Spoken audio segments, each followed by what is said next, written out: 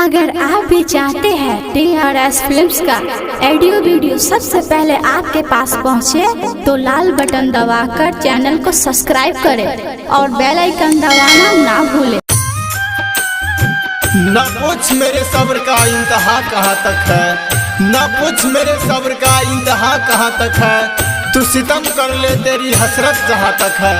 वफा की उम्मीद जिन्हें होगी उन्हें होगी, वफा की उम्मीद जिन्हें होगी उन्हें होगी। हमें तो देखना है तू बेवफा कहाँ तक है, बेवफा कहाँ तक है। याद में तोहरा जगता निरात के, याद में तोहरा जगता निरात के। कैसे जी बिना मुलाकात के, याद में तोहरा जगता निरात के। कैसे जी बिना मुलाकात के। कसम खइले रही धके तोरा हाथ के। कैसे जी बिना मुलाकात के। याद में तोहरा जगता निरात के। कैसे जी बिना मुलाकात के। वो आया मेरी जिंदगी में कहानी बनकर, वो आया मेरी जिंदगी में कहानी बनकर। रह गया मेरे जिस्म में याद पुरानी बनकर। इतनी आसानी से कोई दिल से कहाँ निकलता है, इतनी आसानी से कोई दिल से कहाँ निकलता है। वो निकला भी तो मेरे आँख का पानी बनकर।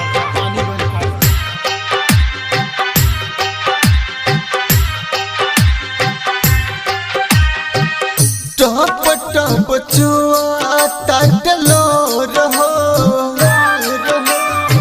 रोई रोई हो जाता भोर हो। टप टप चुआता डलो रहो, रोई रोई हो जाता भोर हो। गुस्सा रखले बारू हमसे कौन बात के। कैसे जी बिना मुलाकात के। याद में तोहरा जगता निरात के। कैसे जी बिना मुलाकात के। वो तो दीवानी थी मुझे तन्हा छोड़ गई, वो तो दीवानी थी मुझे तन्हा छोड़ गई। खुद न रुकी तो अपना साया छोड़ गई। दुख न सही गम इस बात का है, दुख न सही गम इस बात का है कि आंखों से करके वादा होठों से तोड़ गई, होठों से तोड़ गई।